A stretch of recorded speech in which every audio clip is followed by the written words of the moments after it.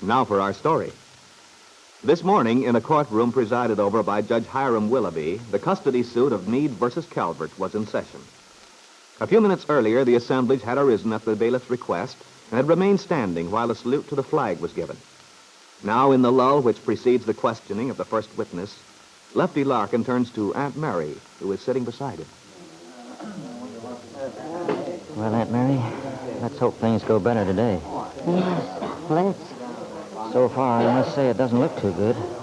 Oh, it's too bad. The way that Mr. Farnsworth twisted things around when he cross-examined Miss Thorndyke. I'd been putting a lot of faith in the effect her testimony would have. Yeah. That nurse ought to have been a swell witness for Bill. But Farnsworth made her look like a spiteful old maid, jealous of Kit's having a baby. And that isn't true at all. She's really such a nice person. And if anyone could be any help to Bill's case, you'd think someone who'd been living in Ben Calvert's house, seeing what goes on, would be it. Didn't you say Angus plans to call their housekeeper as a witness? Yes. I imagine he'll call on Lucy today. Do you think she'll do any good, Aunt Mary? Well, Angus thinks so. Although he did have quite a lot of trouble persuading her to testify. At least that's what I understood. But apparently she finally agreed. I'm kind of surprised she did, too. She's always seemed such a mousy, frightened little old person. Lucy is rather timid. But she's a good-hearted person. Well, heaven help her if Farnsworth goes after her the way he did with David and Miss Thorndyke yesterday. He'll probably frighten her right out of her wits.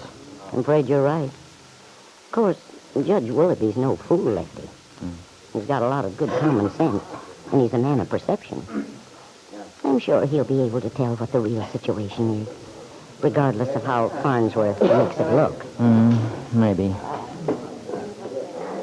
Well, Angus seems ready to start.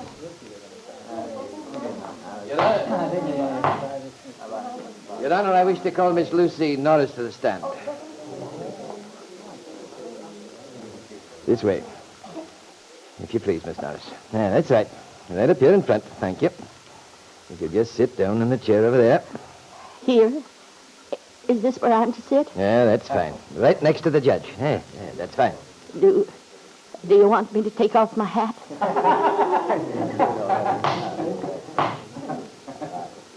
It's quite all right, Miss Norris. Leave your bonnet on or off. It's no matter. Now, this gentleman has something to say to you here. Raise your right hand, please. You solemnly swear to tell the truth, the whole truth, and nothing but the truth, so help you God. What's that, sir?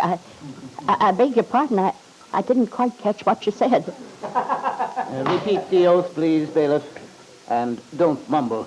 Yes, Your Honor. Raise your right hand, please. Now, do you solemnly swear to tell the truth, the whole truth, and nothing but the truth, so help you God? Oh, yes. Yes, indeed. Yeah, thank you, Miss Norris. Now, I'm going to ask you a few questions, and you ought to answer just the question I ask you. Now, do you understand? Yes, sir. All right, then. Now, first, what is your name, please? Why, Mr. McKillop, you know my name. But I'd like you to say it so the rest of the court will know it, too. Yes, sir.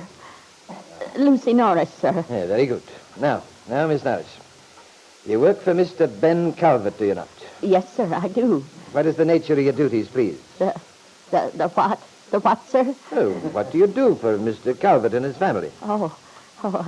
I cook and clean and wash. I do all the work. And now, since Miss Thorndyke's gone, there's the baby to look after, and Miss Miss Calvert doesn't... Your Honor, I object. The witness's remarks have no bearing on the question.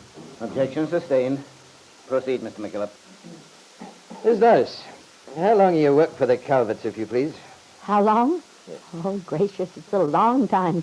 Indeed it is. I can't say exactly, about 15 years.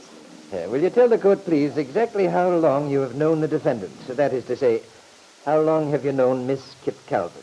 Miss Kit, sir? Why, I've known her all my life, ever since she was a baby.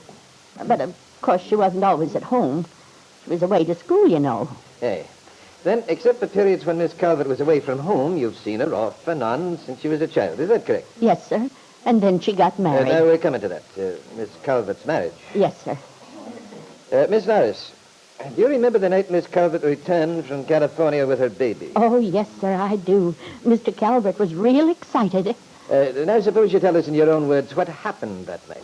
Well, after dinner, Mr. Calvert got ready to go to the station with Mr. Meade. Mr. Bill Meade, who was then Miss Calvert's husband, eh? Yes, sir. He went to the station with his father-in-law, Mr. Calvert, to meet his wife. Was that how it happened? Yes. And then when they came back, Mr. Calvert and Mr. Meade took Miss Calvert up to her apartment, the apartment her father, that's Mr. Calvert, had ready for her. Yes. After a while, Mr. Meade came down to the kitchen. I'd gone to bed, but my room is just off, you know. I heard him rattling things around and filling the tea kettle. Yes, go on. Well, after a while, I heard voices. Mr. Meade's and... You heard Mr. Meade talking to someone. To whom was he talking, Miss Norris? I don't feel right about this, Mr. McKillop. It don't seem as if it's up to me to be sitting up here and talking about the family this way. Now, Miss Norris, now, don't be nervous. Just tell us what you remember.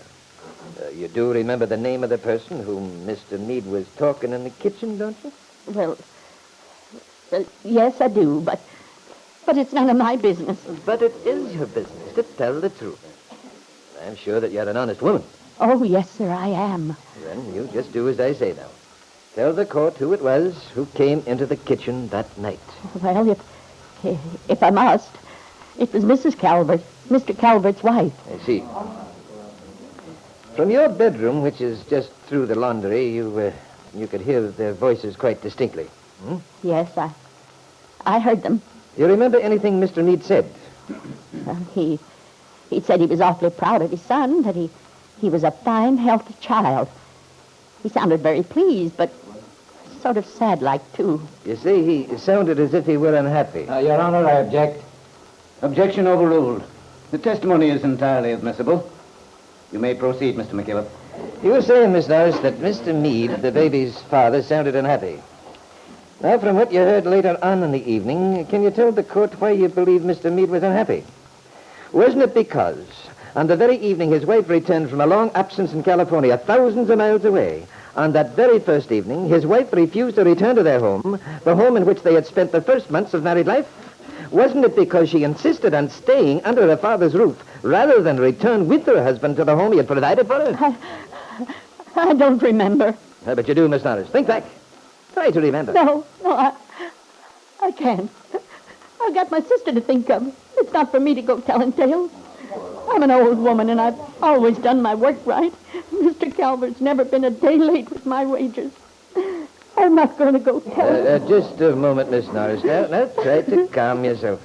You remember the oath you swore when you entered this court today? You promised to tell the whole truth? Oh.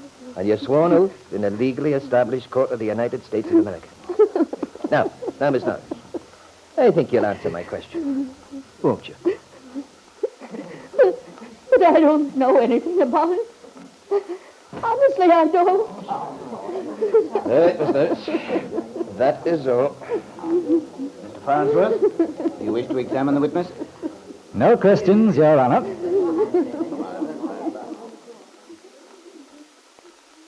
Lucy Norris, in her best black dress and bonnet, was led from the courtroom sobbing. Ben Calvert, who had been sitting forward in his seat tensely, relaxed. The color began to come back to Kit's face. Jessie wore a mask-like, non-committal expression, and George Farnsworth, the attorney from Chicago, openly beamed with triumph. Meanwhile, Angus McKillop began savagely stuffing his papers back into a worn leather briefcase. He knew well enough what had happened. Farnsworth had gotten to the frightened old woman, had convinced her that her job was at stake, and there was nothing Angus could do about it. Nothing at all.